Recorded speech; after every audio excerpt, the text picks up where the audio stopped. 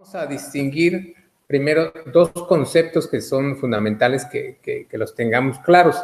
Cuando hablamos de la materia del derecho fiscal o derecho tributario, hay que diferenciarlos. Acuérdense que derecho fiscal es el todo, es todos los ingresos que obtiene el Estado o que recibe el fisco, mientras que los derechos tributarios se relacionan directamente con las contribuciones y sus accesorios. Entonces, muchos autores denominan en las obras derecho fiscal o derecho tributario, refiriéndose concretamente a las contribuciones.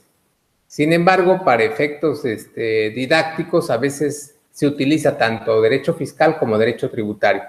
Ahorita vamos a iniciar con el tema de la relación jurídico-tributaria, para lo cual también es necesario distinguir un concepto que aparece en el libro Principios de Derecho Tributario. Este libro tiene una parte precisamente donde distingue la diferencia entre relación y obligación tributaria. Son dos conceptos, uno es relación tributaria y otro es obligación tributaria. Así como hay derecho fiscal y derecho tributario, también hay relación tributaria y obligación tributaria.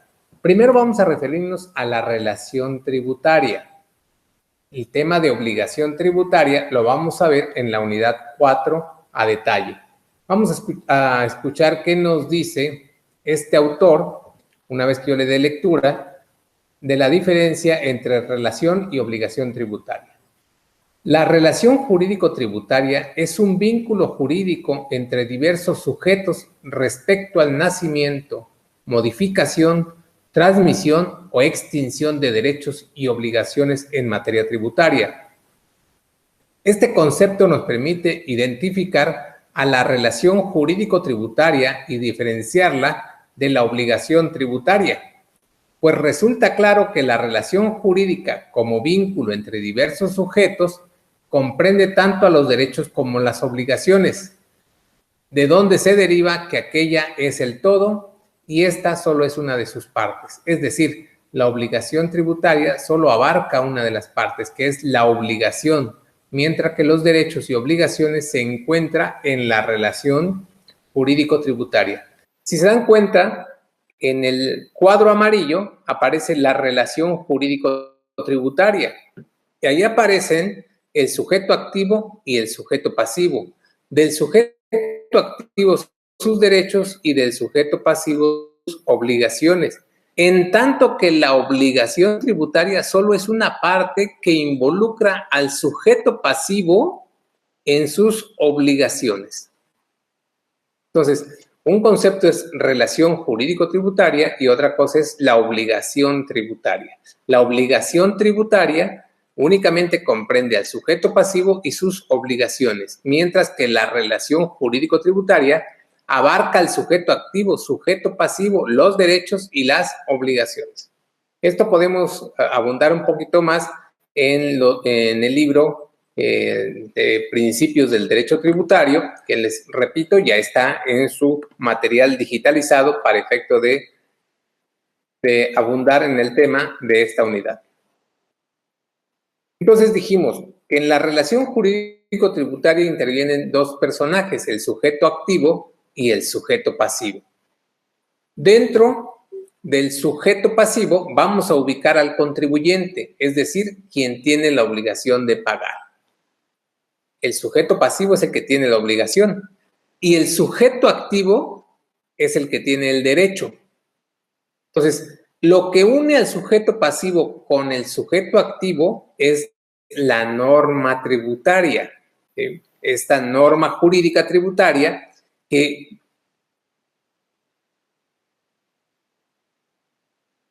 y el sujeto activo. ¿Quién es el sujeto pasivo? El contribuyente, el que le asiste la obligación. Y el sujeto activo es el que le asiste el derecho, que sería la autoridad fiscal. Y aquí hay que distinguir que hay autoridades fiscales de la Federación, de los estados y de los municipios. De la Federación viene siendo el órgano desconcentrado de la Secretaría de Hacienda y Crédito Público, el Servicio de Administración Tributaria, denominado comúnmente como SAT. En los estados existen las haciendas de los estados. En algunos lugares se les conoce como secretarías de finanzas. En el caso de Chiapas se le conoce como Secretaría de Hacienda del Estado. Y también existen autoridades fiscales en los municipios, que son las haciendas municipales. Vamos a abundar un poquito más de este tema más adelante. Aquí lo que me interesa destacar es sujeto pasivo es quien tiene la obligación y quien tiene la obligación es el contribuyente. Si recuerdan ustedes, el 31, fracción cuarta de la Constitución establece que es obligación de los mexicanos. Esa obligación aparece acá en el sujeto pasivo, que se traduce en la persona física o persona moral que desarrolla la actividad. Y el sujeto activo viene siendo el que tiene el derecho de cobrar, que puede ser una autoridad federal, estatal o municipal. Lo que une entre el sujeto pasivo y el sujeto activo es este nexo de la norma tributaria. Ahora, vamos a hablar del tema de la exención del sujeto exento, aquel que no está contemplado en la norma. Este autor de Derecho Contributivo Mexicano nos dice de la exención, establece, es una figura jurídica tributaria en virtud de la cual se eliminan de la regla general de causación ciertos hechos o situaciones imponibles por razones de equidad, de conveniencia o de política económica. Es decir, exención viene siendo como decir quiénes no entran al juego. Es decir, la regla general, todos los mexicanos pagan, deben contribuir para el gasto público. Esa sería la regla general. La excepción viene siendo la exención. Por excepción te quito, ¿verdad? Por eso dice, es una figura jurídica tributaria en virtud de cual se eliminan de la regla general de causación. La regla general viene siendo el artículo 31, fracción cuarta, establece que es obligación de los mexicanos contribuir para los gastos públicos. Es la regla general, es decir, para todo. Pero la exención elimina ciertos hechos o situaciones imponibles por razones de equidad, de conveniencia o de política económica. Es decir, a quienes no les va a afectar esa regla general. Y para eso dice el mismo autor que existen dos criterios sobre la naturaleza de la exención. Dice que se sustenta básicamente en dos posturas. La primera, señala que la norma tributaria no crea excepciones, sino que elimina situaciones jurídicas imponibles en virtud de que hay ausencia de materia gravable. Otra postura, dice, otros señalan que las exenciones son verdaderas excepciones a la regla general de tributación, establecidos que lo elimina, ya sea sujetos o actos, después de creada la norma tributaria.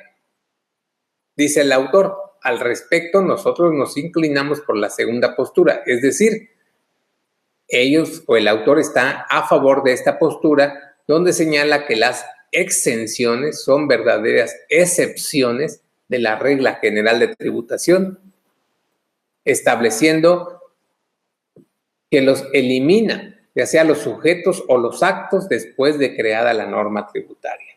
Entonces, es decir, que la exención viene a eliminar a ciertos actos o a ciertos sujetos de la regla general.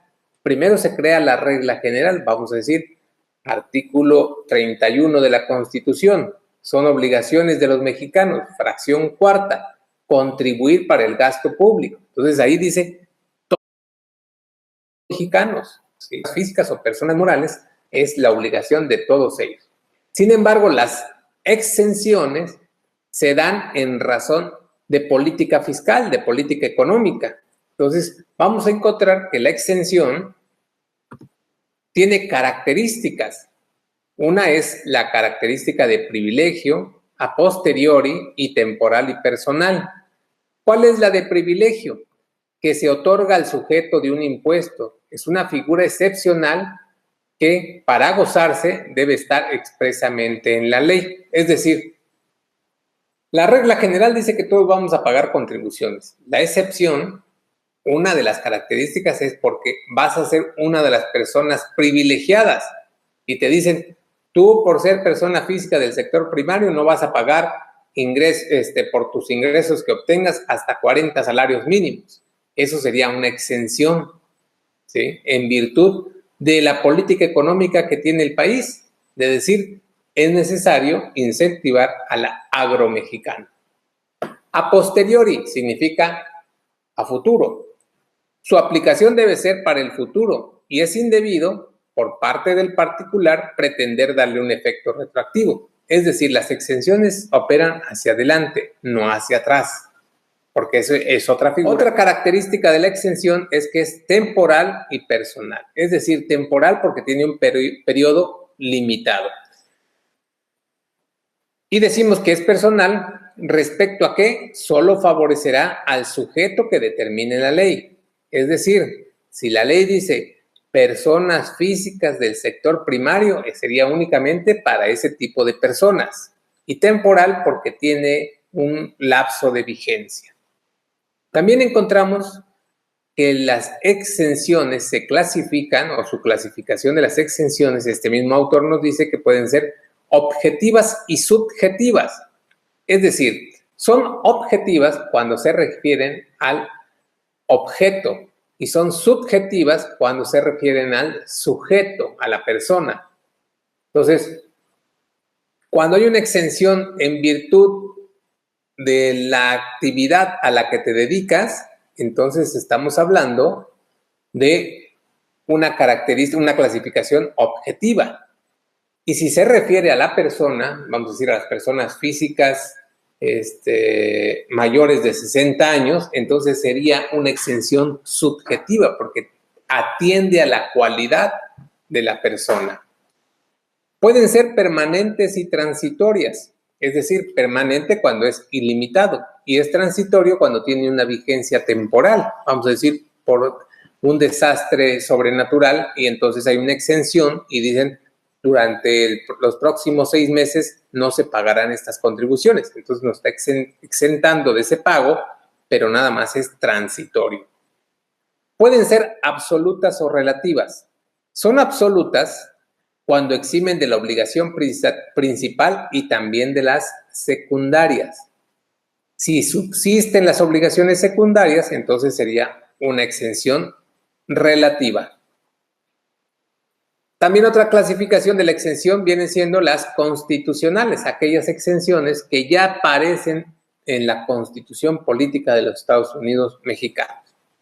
Hay otro tipo que son las exenciones económicas, que se justifican por razones de política económica, es decir, cada gobierno tiene un plan de desarrollo nacional y dentro de ese plan de desarrollo nacional también establece cuál va a ser su política económica. Y si él por política económica quiere incentivar a determinado sector, ya sea sector primario, secundario, terciario, puede establecer exenciones. Entonces, esos atienden a políticas económicas. A exenciones distributivas. ¿Cuáles son ese tipo de clasificación de exenciones distributivas?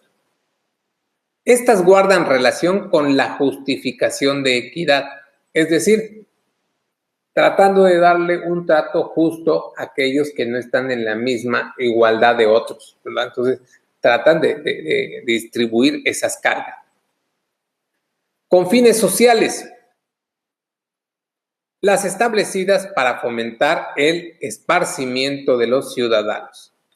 Aquellas exenciones que se buscan porque al final, provocando esta exención, pues pueden tener mayor privilegio las personas que se dediquen a esa actividad o bien la persona que consuma ese servicio lo va a encontrar con mejores precios y mejores condiciones porque tiene un fin social. Esto pudiéramos pensar que en su momento fue cuando las escuelas no pagaban impuestos sobre la renta ni impuesto al valor agregado y estaban consideradas como personas morales con fines no lucrativos. Ahora pasamos a otro concepto que es el hecho imponible, y esto lo vamos a encontrar también en el libro de Principios de Derecho Tributario. ¿Qué cosa es el hecho imponible? Es la situación jurídica o de hecho que el legislador seleccionó y estableció en la ley para que al ser realizada por un sujeto genere la obligación tributaria. Esto no es otra cosa que la hipótesis normativa, es decir, aquello que aparece en la ley y que me establece la obligación de pagar alguna contribución. Eso viene siendo el hecho imponible. Cuando el legislador redacta la ley y dice qué personas, cuál va a ser el objeto del impuesto y cuánto van a pagar, esa hipótesis normativa o jurídica viene siendo el hecho imponible. Lo vamos a distinguir del otro concepto que es el hecho generador. El hecho generador, dice este mismo autor de Principios de Derecho Tributario, dice, es la realización del supuesto previsto en la norma que dará lugar a la obligación tributaria en general, ya sea de dar, hacer o no hacer. Es decir, existe la hipótesis normativa, que es el hecho imponible, pero a la par existe un sujeto, persona física o persona moral, que despliega la conducta establecida en el hecho imponible. Lo que yo realice que esté en el hecho imponible se vuelve hecho generador. Si yo realizo lo que dice la norma, entonces nace la obligación tributaria. Y la obligación puede ser en un dar, hacer o no hacer. Hay otros autores que le agregan el tolerar. Entonces, las obligaciones prácticamente vienen siendo en hacer, no hacer o un dar. Y hay otros autores que le agregan el tolerar. Muy bien, entonces ya repasamos la diferencia que existe entre relación jurídico-tributaria y obligación fiscal. Dijimos que la obligación fiscal está dentro de la relación jurídico-tributaria y que participan dos sujetos, el sujeto activo y el sujeto pasivo. El sujeto activo es el que tiene el derecho, el sujeto pasivo es el que tiene la obligación. ¿Qué obligación tiene el sujeto pasivo? De pagar las contribuciones, ¿verdad? Eso viene siendo el contribuyente, el sujeto pasivo. Ahora, existe la figura de la exención. La exención no es otra cosa de que hay ciertos sujetos pasivos que son relevados de pagar alguna contribución. Entonces, esos sujetos son sujetos exentos, es decir, que no están incluidos en la norma para cumplir con alguna obligación de materia de pago de contribuciones. Eso sería un sujeto exento. También hablamos del hecho imponible y el hecho generador. El hecho imponible viene siendo la hipótesis normativa, es decir, la descripción que se realiza por el legislador en un cuerpo normativo, es decir, en un artículo de la ley, donde se establece la obligación de pagar a determinado sujeto cuando realice determinado acto o actividades, ¿sí? Y el hecho generador es cuando la persona, el sujeto, despliega esa conducta establecida en el hecho imponible. Entonces, nace la obligación fiscal. Prácticamente lo venimos resumiendo así. Existe un hecho imponible, es decir, existe un artículo que obliga. Existe una persona que realiza la conducta, es decir, el hecho generador. Después de ello nace la obligación tributaria, es decir, el pago de los impuestos.